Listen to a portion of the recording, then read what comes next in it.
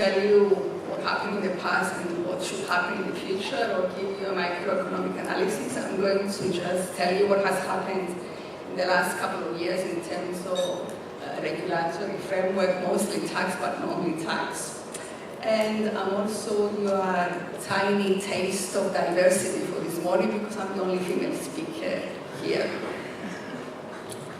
Last year, when Natalia asked me to come and speak, I talked about all these ADAT, CRS, CBCR, and all the rest, which is the avalanche of change that I said is going to come and hit us in Cyprus, emanating primarily from BEPS and transforming to the EU directives, which need to be enforced in Cyprus. So I'm here to tell you what Cyprus is doing on this spectrum, the four first things there, and also talk a little bit about sanctions, banking funds, and the rest, which is only one slide, which is not a long speech.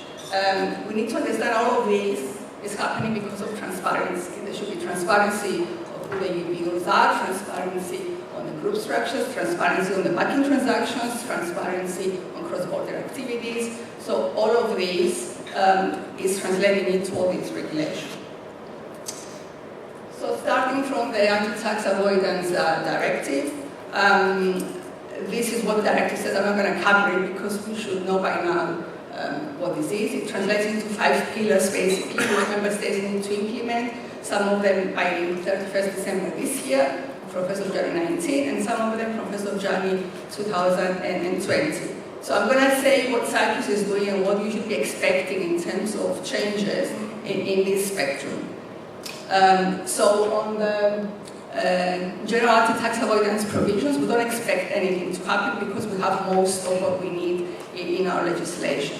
The second is the interest limitation. This needs to be implemented by 1st of January 19. We are in discussions as we speak with the government. There's going to be rules coming out this month or next month, basically regulating what interest can be deducted and not what cannot be deducted. So expect something to come in the next couple of months in this spectrum. On the exit taxes, we have until 2020 to implement, so watch out in this space for 2019. There might be some changes there coming from Cyprus. CFC rules, again, there are discussions going on as we speak. In this month or next month, there's going to be an announcement of the CFC rules in Cyprus. We're going most probably for Model B in Cyprus. And on the hybrid mismatches, we already implemented the changes, so I don't expect anything to happen there in the next couple of years.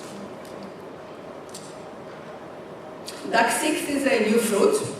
It was, it was basically voted in May 2018, and basically says that from 25th of June 2018, any cross-border transactions which have specific criteria, specific attributes to them called hallmarks that point towards aggressive tax planning need to be reported either by the taxpayers or their advisors, the intermediaries. So there's mandatory, basically, disclosure by intermediaries of any aggressive tax planning. By aggressive tax planning, an example that is given is that if you're assisting a client to set up a Bahamas entity to invoice a Cyprus entity to shift profits to the Bahamas and pay zero tax, the intermediary should report this.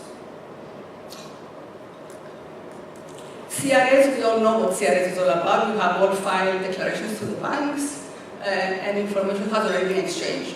What is happening this year, last month, 16th of October specifically, the OECD has put us again on the blacklist, deeming our passport, our citizenship program, as well as the residency program to be helping avoidance of CRS reporting. And the government is considering what to respond to that. So there's going to be news in that sphere as well. And the last on the international developments is the country-by-country reporting. Again, the big groups, those that have turnover of over 750 million a year, have already reported their profits in 2016 and 2017. What has changed? If you have, basically the law says that the parent is to report the group structure, where the profits are earned, what people you have on the ground, and what tax you're paying in every single country you're operating in. and this should be done by the group top holding company.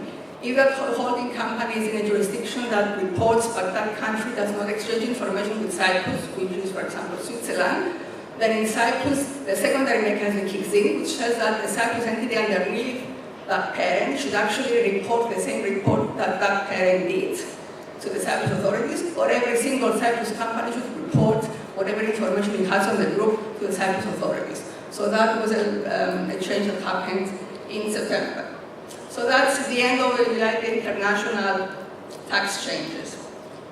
Now going to sanctions, there's a lot said about sanctions. I don't think a lot of people understand what sanctions are all about, so I tried to summarize in 2 slides what the EU sanctions are and what the US sanctions are. The EU sanctions are basically, the list that is keep changing every day, of dozens of countries and hundreds of taxpayers, individuals and companies that are basically deemed to be sanctioned people, and for those people their assets are frozen and people are prohibited from giving assistance to these people to either raise funds or operate their companies. And there's also sectoral sanctions, mostly banking and oil and gas, where certain companies have been listed, and they are mainly Russian state-owned banks, oil and gas companies, and weapon companies, that again they're sanctioned and they're prohibited, people are prohibited from raising funds for them, dealing with their shares or bonds, or giving them loans exceeding 30 days. So that EU sanctions that applies, it's imposed by the EU to EU nationals. Now the US sanctions is something different. It's sanctions that are imposed by the US on non-US people and need to be applied by US citizens, but also the US have forced non-US citizens to actually obey by these sanctions. These are at the bottom, what it says, the secondary sanctions and the wording under which the US is forcing people to give information. So there's a list of 7 Russian individuals, 17 Russian government officials and some companies, which basically say that you cannot sell, you cannot help them in doing what it says at the bottom, which is very vague, but most people are very aware of this and very cautious when they have to deal with this. And of course, the sort of fear there is that if you add more people to the sanction list, then the activity that can be done in Cyprus is pretty much restricted.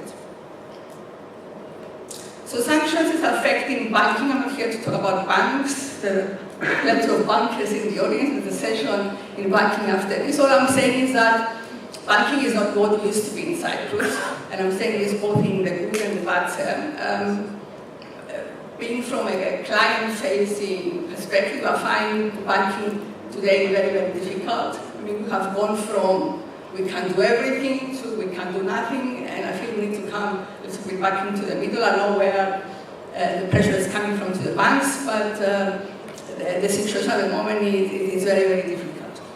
So the bad news on banking, apart from sanctions, is the fact and the transparency and everything else that comes with it.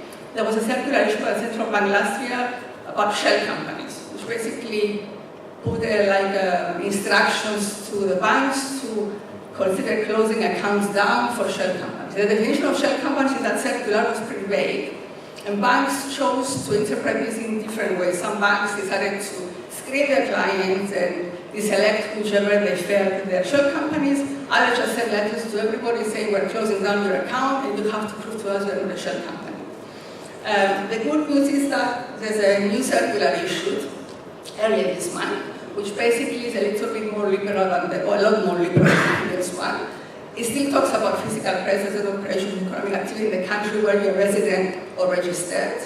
And the exception list is more general. So if you have a holding company in Cyprus that has hold shares, or is acting like a treasury to the group, or is holding IP, or is holding real estate, that's part of the exemptions of a shell company, so you can keep the account going, provided the bank is happy to keep the account going. But if you have a Bahamas entity, the one I mentioned before, which is trading with no people on the ground, no activity, nothing whatsoever, then that's the pure definition of a shell company. You should expect the bank account of that company to be closed.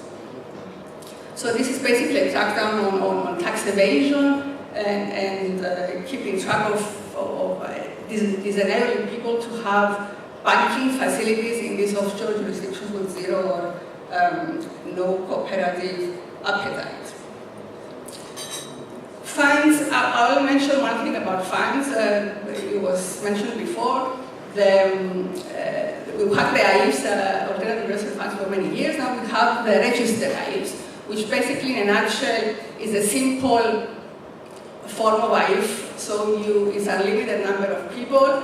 You still have a passporting of the AIF, but you have regulation because the fund manager is regulated to operate the AIF. And also, you don't need to go through the several months in the process with the Securities and Exchange Commission to get the approval. So it's an easy way to get a fund if you want to set up a fund without the regulation and the difficulty and the cost, the high cost of maintaining the fund going forward. And the special thing I should mention about funds is that because they are deemed to be financial institutions themselves, they are obliged to report on the CRS who the DPOs are. For example, they would say that Cleo has a share in an AIF which is worth 1 million, but it will not give information as to which bank account that money is held, which bank, and what is the balance. And this is very important for people who don't want their bank accounts to be reported. But there is reporting under the funds.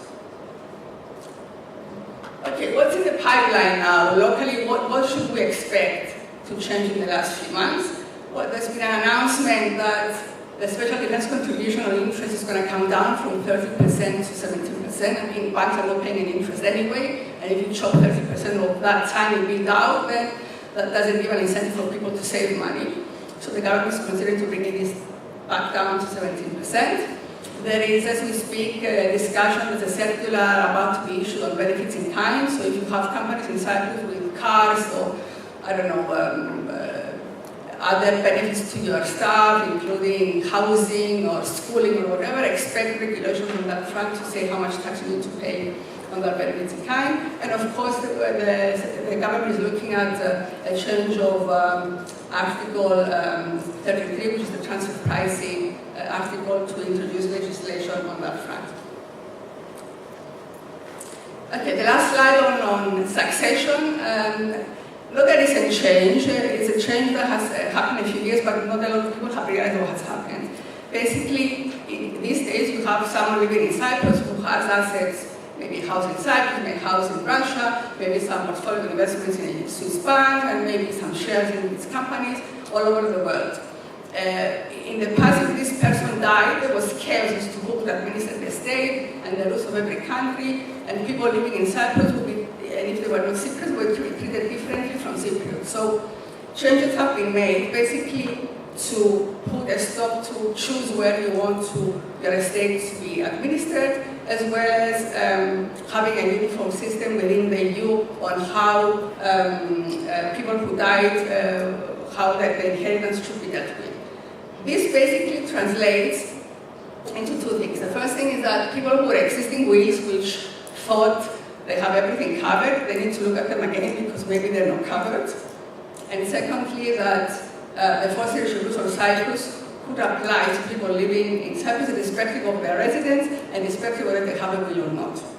So if you have a wish to transfer your estate to specific people and not the fixed way that Cyprus provides, which is you can leave 25% to whoever you like, but 75% has to go equally to your spouse and your surviving kids. If you don't want that, because that's going to happen if you live in Cyprus and you die here, most probably, the only solution is to have a trust. So by having a trust, basically you have continuity. When someone dies, you don't have a probate, you don't have to go through the Russian courts or the UK courts and Cyprus courts to say what the estate is and administer the estate. You have planning, you can put in beneficiaries or exclude beneficiaries from the trust depending on how the family evolves. You have an oversight of the trustees, you can control what the trustees are doing whilst you're alive. You have asset protection, it's very hard to tackle an international Cyprus trust in courts. And also you avoid the foreign law triggering in and having discussion in foreign courts. So that's all from me. Thank you. We're having